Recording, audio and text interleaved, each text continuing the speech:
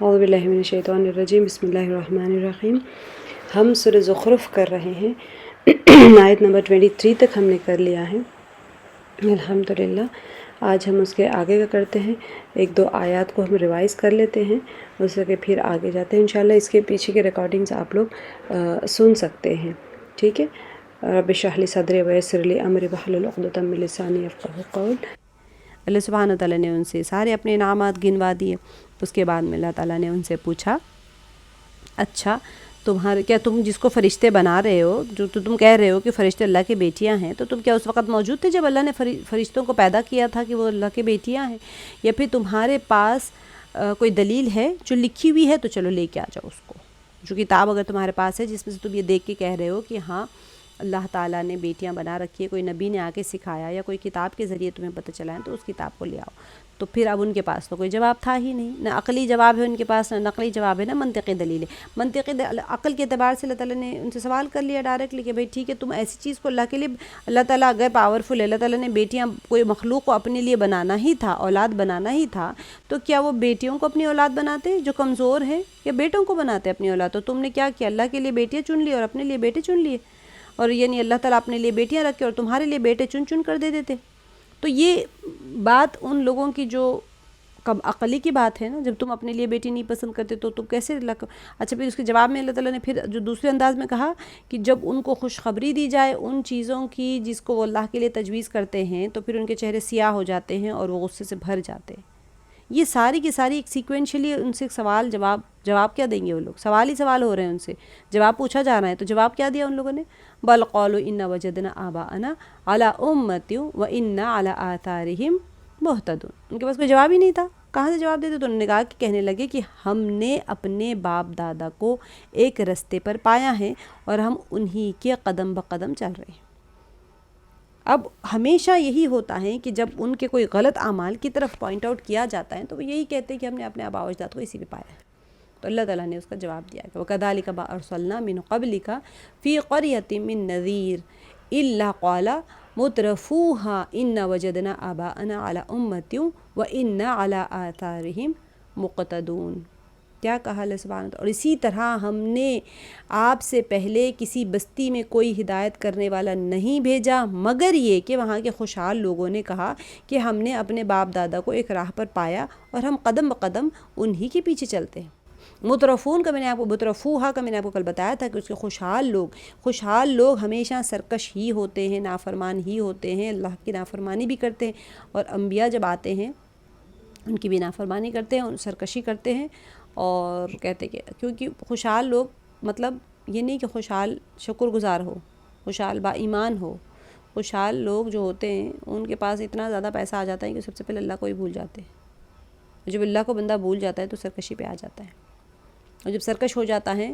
متکبر ہو جاتا ہے، مال کا تکبر، طاقت کا تکبر، لینڈ لارڈز ہوتے ہیں، بہت زیادہ مال ہوتا ہے، بہت زیادہ انفرادی طاقت ہوتی ہے، ان کے پاس غلام ہوتے ہیں، باندیاں ہوتی ہیں، سارا کچھ ہوتا ہے، وہ کہتے ہیں اب جب اللہ کے احکامات کو ماننے کی بات آتی ہے تو وہ ساری چیز ان کی جاہ و جلال ختم ہو جائے گا، ان کا مال ختم ہو جائے گا، کیونکہ من چاہی زندگی نہیں جی سکتے، رب چاہی زندگی ہے نہیں، پھر بندشیں آ جاتی ہیں تو کہتے ہیں نہیں ہم نہیں مانتے، ہم تو اسی راستے پہ چلیں گے جو ہم نے اپنے آباء و اجداد کو پایا ہے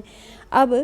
اور ہم اسی نقش قدم پر چلیں گے۔ تو اب یہاں پر آگے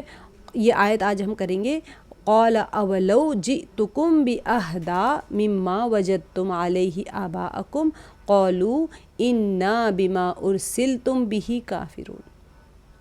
کہ قالا اس نے کہا، یعنی نبی پاک صلی اللہ علیہ وسلم کہا کہ اولو جئتکم، کیا بھلا اگر میں لایا ہوں تمہارے پاس میں باہدی، زیادہ ہدایت والا، مما وجدتم، اس سے جو پایا تم نے، علیہ اس پر، آباءکم اپنے آباء و اجداد کو، قالوا انہوں نے کہا، انا بے شک ہم، بما ارسلتم اس کے ساتھ جو بھیجے گئے ہیں آپ، بہی کافرون ہم انکار کرنے والے ہیں۔ یعنی کہ پیغمبر نے کہا کہ اگرچہ میں تمہارے پاس میں ایسا دین لاؤں کہ جس راستے پر تم نے اپنے باپ دادا کو پایا وہ اس سے کہیں سیدھے راستے دکھاتا ہو، کہنے لگے کہ جو دین آپ دے کر بھیجے گئے ہیں ہم اس کو نہیں مانتے۔ پہلے تو کہا کہ ہم نے اپنے آباء و اجداد کو جس دین پر پایا ہے ہم اسی کی عبادت کریں۔ اب یہاں پر اب یہاں پر یہ لوگ کو کیا ہے، ان کا جواب کو، یہ آیت یہاں پر ان کے جواب کو بیان کر رہی ہے کہ جو انبیاء جو ما سلف انہیں دو ٹوک الفاظ میں یاد کرتے تھے، وہ کہتے تھے نا ہم اپنے آباء و اجداد کے دین پہ ہیں، تو ان کے انبیاء کہتے تھے چنانچہ جو تم اپنے آباء و اجداد کو یاد کرتے تھے، ان کے پیغمبروں نے، یہ تو ممکن ہے کہ نبی پاک صلی اللہ علیہ وسلم بھی فرما رہے ہیں یا پھر جس قوم کے پاس بھی بھیجے گئے ان قوموں نے کہا کہ ہم اپنے آباء و اجداد کے دین پہ ہیں، تو پھر ان کے پیغمبروں نے انہیں کہا کہ اگر میں کوئی ایسا دین لا چکا ہوں جو تمہارے آباء و اجداد کے طریقہ کار سے زیادہ واضح اور زیادہ ہدایت کرنے والا ہو، پھر بھی تم اس کا انکار کرو گے؟ یہ سوال کیا گیا۔ تو یہ سب سے زیادہ مؤدب تعبیر ہیں جو ہر درم اور مغرور قوم کے سامنے پیش کی جا سکتی کہ جس سے ان کے جذبات کو کس طرح ٹھیس نہ پہنچے۔ پیغمبر یہ نہیں کہتے کہ جو کچھ تمہارے پاس ہیں وہ سب جھوٹ ہیں، خرافات ہے، حماقت ہے، بلکہ یہ کہتے ہیں کہ جو کچھ میں لایا ہوں وہ تمہارے باپ دادا کے دین سے زیادہ ہدایت کرنے والا ہے، آؤ دیکھو اور اس کا مطالعہ کرو۔ تو یہ انبیاء کا ایک بہت ہی آسان نہج ہوتا تھا کہ وہ دعوت اس طرح دیتے تھے کہ کسی کو ہرٹ نہ ہو جائے، تم غلط کر رہے ہو، اس طرح نہیں کہا جاتا تھا، کہتے کہ تم یہ دین کا مطالعہ تو کر کے دیکھو۔ تو بھی اس قسم کے قرآنی تعبیرات جو ہوتی ہیں، اس کو یہ جو مباحثہ اور مناظرے کے موقع پر خاص کر جاہل اور مغرور افراد جو ہوتے ہیں ان کے ساتھ بحث اور مباحثے کے وقت میں ہمیں گفتگو کرنے کا سلیقہ بتاتی ہے کہ ہم دین اگر کسی کو سکھانا چاہیں تو آگے والے کو جب آپ کہیں گے دا مومنٹ آپ بولیں گے کہ تم غلط ہو، وہ دروازہ بند کر لے گا اپنی عقل کا۔ تو یہ طریقہ ہمیں سکھایا جا رہا ہے کہ پیغمبر بھی یہی کہا کرتے تھے کہ جو تمہارے باپ دادا جو تمہیں بتا کے گئے ہیں، میں جو دین لایا ہوں یا جو طریقہ لایا ہوں وہ اس سے بہتر اور سیدھے راستے کی طرف اشارہ کر رہا ہے، اس کا مطالعہ تو کر کے دیکھو، اس کی بات تو ہماری بات تو سن کے دیکھو۔ لیکن اس کے باوجود وہ جہالت، تعصب اور ہٹ درمی میں اس قدر غرق ہو چکے تھے کہ یہ وہ ان لوگوں نے کیا کہ ایک جچی تلی اور ایک مؤدبانہ گفتگو کو بھی وہ ان کے اوپر اثر نہیں کر سکی وہ چیز۔ انہوں نے اپنے انبیاء کے جواب میں صرف اتنا کہا کہ ہم ہر اس چیز کا انکار کرتے ہیں جس کو تم لے کر آئے ہو۔ یہ جو ان کا جو قولو انا بما ارسلتم بہ کافرون، خلاص انہوں نے کہا کہ بے شک ہم جس کے ساتھ تم بھیجے گئے، بما ارسلتم تم بھیجے گئے، بہ جس چیز کے ساتھ میں بھی کافرون، ہم انکار کرنے والے، ہم انکار کرتے ہیں اس چیز کا، انکار کرنے والے، ہم نہیں مانتے اس چیز کو۔ تو انہوں نے اپنی مخالفت کی کوئی دلیل پیش کیے بغیر اور انبیاء الہی کی پیشکش کے بارے میں ذرہ بھر غور اور کچھ بھی نہیں کیا، اس کے بغیر ہی کیا کیا، ایک دو ٹوک جواب دے دیا کہ ہم نہ غور کریں گے، نہ بات سنیں گے، نہیں کچھ بھی نہیں، ہم ہر وہ اس چیز کا انکار کرتے ہیں جو تم لے کے آئے۔ اب یہاں پر دیکھیں اہم بات کیا ہے، انبیاء تو ایک چھوٹے سے سوال کر رہے تھے کہ مطالعہ تو کر کے دیکھو، ہم تمہارے پاس ممکن ہے کہ تمہارے آباء و اجداد سے زیادہ بہتر دین لے کے آئے ہیں، بات لے کے آئے ہیں، سیکھ کے تو دیکھو۔ انہوں نے کیا کیا، نہ صرف مطالعے سے انکار کیا، دوسری چیز یہ ہے کہ انہوں نے کہہ دیا کہ جو کچھ بھی آپ لے کے آئے ہم کچھ نہیں سننے والے، ہم سب کا انکار کریں بغیر سنے کے۔ تو یہاں پر اللہ سبحانہ و تعالیٰ جب اس طرح کی کوئی سرکشی پیش آتی ہے تو اللہ تعالیٰ پھر کیا کرتے ہیں، فانتقمنا، بس انتقام لیا ہم نے، منہم ان سے، فانظر کیف کان عاقبۃ المکذبین، تو کیا تو دیکھو، کیفا کس طرح، کان عاقبۃ ہوا انجام، مکذبین جھٹلانے والوں کا، تو ہم نے ان سے انتقام لیا، سو دیکھ لو کہ جھٹلانے والوں کا انجام کیسا ہوا۔ جو جھٹلانے کا سے کیا مراد ہے یہاں پر، ایسی سرکش، ہر درم اور بے منطق قوم کو اللہ سبحانہ و تعالیٰ نے ڈھیل دے کے رکھی ہوئی تھی کہ چاہے کہ شاید کہ وہ ایمان لائے، جلد یا پھر بدیر ان پر عذاب ہی نازل ہونا ہے، تاکہ اس قسم کے ایک ہوتا ہے نا انسان کے اندر ایک گھاس پھوس اور خسو، ایک انسان کے اندر کوشش کرنے کا، ایک اس کا بالکل بھی اس کے اندر کوئی جذبہ ہی ختم ہو گیا، ایک انسان جانور بھی ہوتا ہے، ہر چیز میں ایک اپنی ارادت ہوتی ہے، اس کے اندر عمل کرنے کی، ایک سننے کا ایک جاذبیت ہوتی ہے، کچھ بھی نہیں جب ہوتی ہیں، جب وہ سیدھے انکار کر دے تو اللہ سبحانہ و تعالیٰ نے فرما دیا کہ یہ آیت میں کہ لہٰذا ہم نے ان سے انتقام لیا اور انہیں سخت سزا دی۔ ٹھیک ہے، مطلب یہ ہے کہ جب قوموں کی جو ضد اور ان کے اندر جو تکبر آ جاتا ہے اس حد کو پہنچ گیا کہ انہوں نے رسولوں کی بات سننے اور سمجھنے سے انکار کر دیا، تب اللہ تعالیٰ نے ان سے کفران نعمت کا انتقام لیا، فانتقمنا منہم فانظر کیف کان، پر آپ دیکھیے کس طرح ہوا انجام جھٹلانے والوں کا۔ کل ہم نے کر لیا تھا یہاں پر فانظر یعنی دیکھنے سے مراد بصیرت علمی اور بصیرت قلبی مراد ہے یہاں پر، کیونکہ زمانہ الگ ہے تو دیکھ تو نہیں سکتے۔ آگے وَإِذْ قَالَ إِبْرَاهِيمُ لِأَبِيهِ وَقَوْمِهِ إِنَّنِي بَرَاءٌ مِّمَّا تَعْبُدُونَ۔ اننی براء کیوں کہا یہاں پر دیکھیں، اور اذ قال ابراہیم، اور جب کہا ابراہیم علیہ السلام نے لِأَبِيهِ اپنے والد سے، وقومه اور اپنی قوم سے، اننی بے شک میں براء بیزار ہوں، مما اس سے، تعبدون جو تم عبادت کرتے ہو۔ ہم ابراہیم علیہ السلام کا واقعہ کر رہے ہیں تو انہوں نے کہاں کہاں پر اپنی بیزاری کا اظہار کیا ہے۔ جب ابراہیم علیہ السلام نے اپنے باپ اور اپنی قوم کے انہوں نے اپنے قوم کے لوگوں سے کہا کہ جن چیزوں کو تم پوجتے ہو میں ان سے بیزار ہوں، ٹھیک ہے، الا الذی، مگر الذی وہ ذات، فطرنی جس نے پیدا کیا مجھ کو، فإنہ وہ بے شک، سیہدین ان قریب رہنمائی کرے گی میری، جس نے مجھ کو پیدا کیا وہی مجھے سیدھا راستہ دکھائے گا۔ اب یہاں پر یہ آیت میں کیا آ رہا ہے کہ جو یہ لوگ کہہ رہے تھے نا کہ ہم اپنے آبا و اجداد کے دین کے اوپر ہے، تو اگر حضرت ابراہیم علیہ السلام کی ہجرت اور شرک سے ان کے اعلان برات کا حوالہ ہے اس آیت میں، کہ جس سے مقصود کیا ہے، اس مقصود کی حقیقت کا اظہار ہے کہ قریش کا یہ دعویٰ بالکل باطل ہے کہ جس دین شرک کی وہ پیروی کر رہے ہیں، یہی یعنی کہ یہ ان کو ان کے آبا و اجداد سے وراثت میں ملا ہے۔ ان کے اصل جد امجد کون تھے؟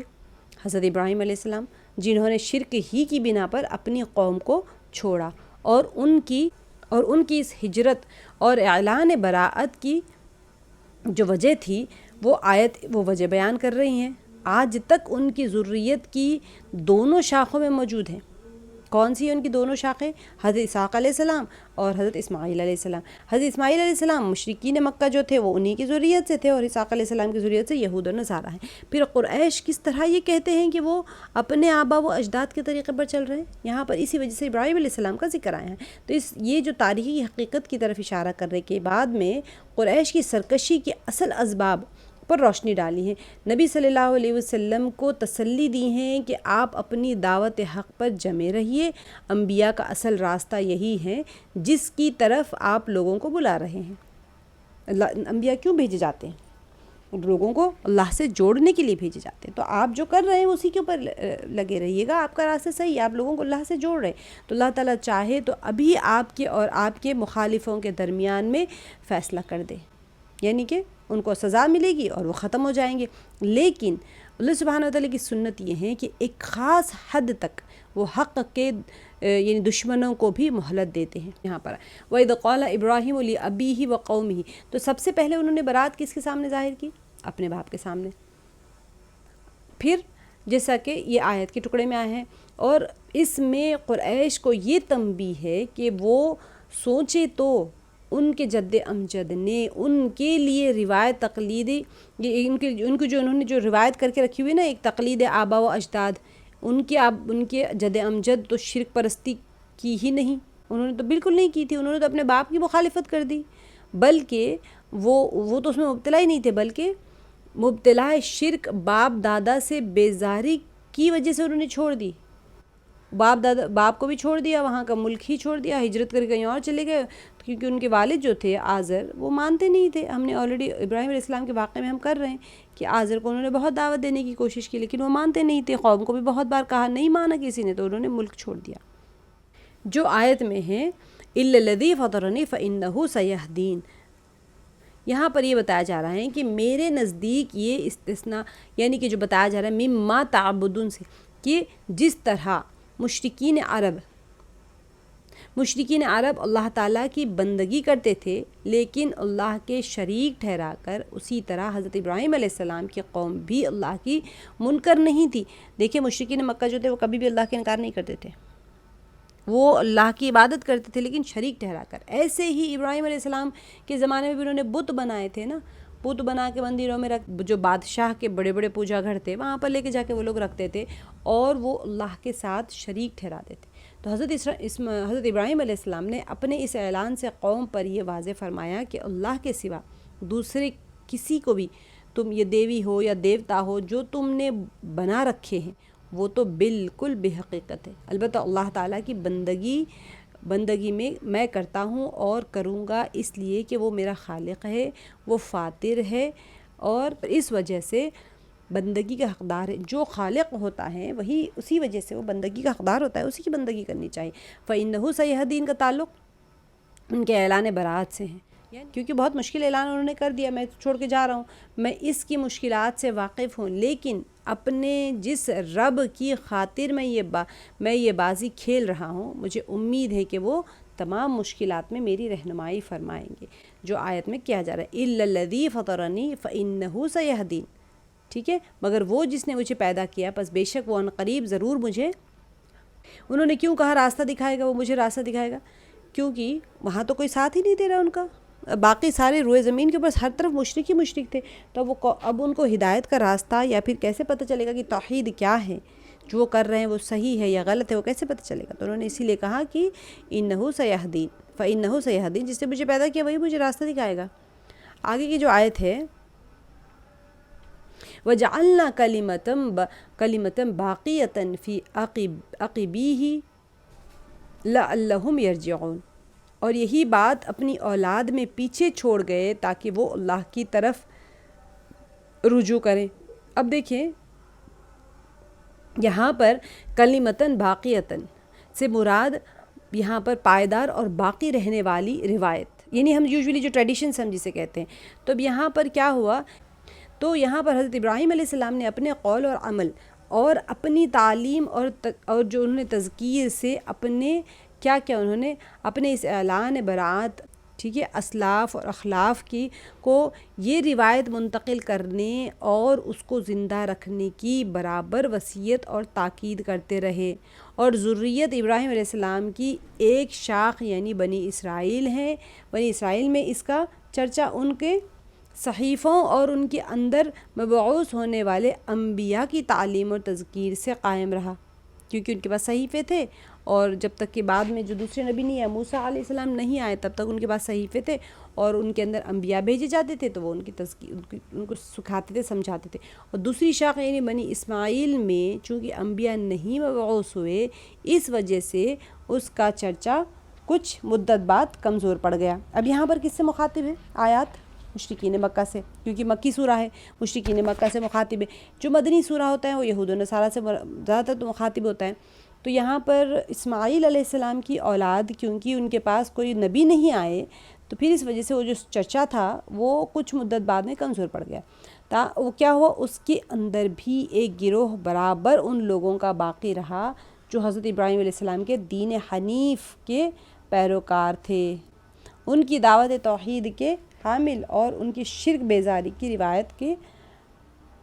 وہ اب عمل کرنے والے تھے. اب دیکھیں یہاں پر دین حنیفی کیا ہوتا ہے, اللہ کی طرف ہٹ کٹ کر صرف اللہ ہی کو ماننا, ٹھیک ہے, یہ اصل چیز ہوتی ہے. ابراہیم علیہ السلام کی جو خاص صفت تھی وہ یہی تھی کہ وہ اللہ تعالیٰ کے اوپر اتنا زیادہ توکل کرتے تھے کہ وہ صرف اللہ ہی کی مانتے تھے. ان کو پتہ تھا کہ اگر میں بتوں کو توڑ دوں گا بت خانے میں تو مجھے جلا دیا جائے گا, کچھ نہ کچھ بڑی سزا دی جائے گی, پھر بھی انہوں نے توڑ دیا ہمت کر. تو اصل بات یہ ہوتی ہے لعلہم یرجعون, یہاں پر جو آئے ہیں لعلہم یرجعون, یعنی یہ روایت انہوں نے اپنی ذریت میں اس لیے چھوڑی کہ ان کے لیے نشان راہ کا کام دیتی رہے. مشال ہوتے ہیں نا, اگر ہم جگہ جگہ پر مشال لگا دیں تو اس کا مطلب یہ ہوتا ہے کہ جب انسان عمل کرنے کے لیے ہوتا ہے تو اس کو راہ ہدایت کے اوپر مشعل نظر آتے رہتے ہیں, یعنی راستہ نظر آ رہا ہے. تو یہاں پر یہ روایت انہوں نے اپنی ذریت میں اس لیے چھوڑ دی یہ روایت کہ ان کے لیے نشان راہ کا کام دیتی رہے. جب کبھی شیطان ان کو بھٹکانے لگے یا وہ بھٹک جائیں تو پھر اس نشان کو دیکھ کر پھر صراط مستقیم کی طرف پلٹ سکیں. اسی وجہ سے لعلہم یرجعون انہوں نے کہا یہاں پر. اچھا, دوسری جو آیت ہے, اب یہاں پر دیکھیں آیت میں ہاؤلائی, یہ جو آیت میں بیان کیا جا رہا ہے,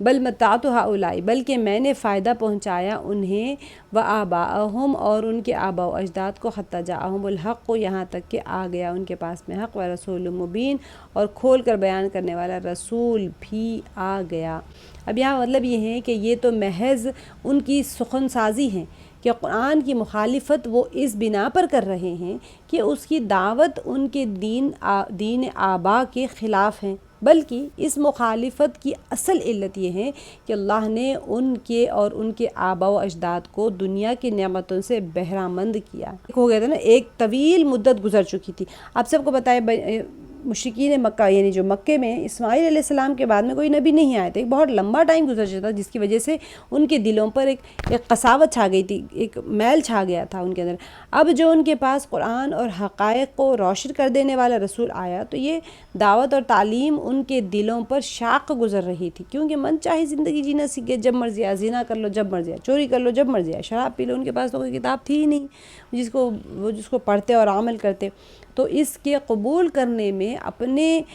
دنیاوی مفادات کے لیے ان کو خطرہ نظر آنے لگا۔ تو قرآن کو قریش جو سحر کہتے تو اس کا ایک خاص پہلو تھا، جس پر ہم دوسرے یہاں پر اگلی آیتوں میں اور دوسری جگہوں پہ سورہ مزمل میں اور وہاں پر آ جائے گا انشاءاللہ۔ کوئی حقیقت اگر صحیح الفاظ میں سامنے آئے تو لازماً وہ دلوں پر اثر انداز ہوتی ہے۔ اب دیکھیں، قرآن چونکہ سراسر حقیقت ہے، جیسا کہ لفظ حق سے واضح ہے اور اس کا اسلوب بیان بھی ایک معجزانہ انداز میں ہے، اس وجہ سے کیا ہوتا تھا، قدرتی طور پر ان لوگوں کے دلوں میں اثر انداز ہو جاتا تھا۔ جب بھی کوئی قرآن سنتا تھا اس کا دل ایسے نرم ہو جاتا تھا کہ فوراً وہ کلمہ پڑھ کے ایمان میں داخل ہو جاتا تھا۔ اب یہاں پر اللہ سبحانہ وتعالیٰ اسی وجہ سے فرما رہے ہیں بل متعت ہؤلاء، میں نے یعنی کہ بات ہے کہ میں ان کفار کو اور ان کے باپ دادا کو متمتع کرتا رہا یہاں تک کہ ان کے پاس حق اور صاف صاف بیان کرنے والا پیغمبر آ پہنچا۔ اب وہ انکار اسی وجہ سے کرتے تھے۔ وَلَمَّا جَاءَهُمُ الْحَقُّ قَالُوا هَذَا سِحْرٌ وَإِنَّا بِهِ كَافِرُونَ، اور جب ان کے پاس میں کوئی حق بات یعنی قرآن آ گئی تو کہنے لگے کہ یہ تو جادو ہے اور ہم اس کو نہیں مانتے۔ اب آگے دیکھیں، وَقَالُوا لَوْلَا نُزِّلَ هَذَا الْقُرْآنُ عَلَى رَجُلٍ مِّنَ الْقَرْيَتَيْنِ عَظِيمٍ، تو کیا کہا جا رہا ہے، اور یہ بھی کہنے لگے کہ یہ قرآن ان دونوں بستیوں یعنی مکے اور طائف میں سے کسی بڑے آدمی پر کیوں نازل نہیں کیا گیا۔ یہ جو کوشچن آنسر سیشن چلتا ہے نا، ان کی عقلیں مات کھائی ہوئی ہیں۔ اللہ سبحانہ وتعالیٰ اتنی دلیلیں دیتے ہیں پھر بھی عجیب عجیب ان کے سوالات ہوتے ہیں۔ وقالوا، انہوں نے کہا کہ لولا نزل، کیوں نہیں نازل کیا گیا، ھذا القرآن، یہ قرآن کو کہاں پر، علی رجل من القریتین، کسی شخص کے سے دو بستیوں میں سے، یعنی دو مکے اور جو ان کا طائف تھا، ان دو بستیوں میں سے کسی کے اوپر کیوں نہیں، جو بڑا سردار ہو، پیسے والا ہو، رعب والا ہو۔ تو ان کو یہی ایک فکر لگی ہوئی تھی، بس انکار کرنے کے وجوہات تھے ان کے۔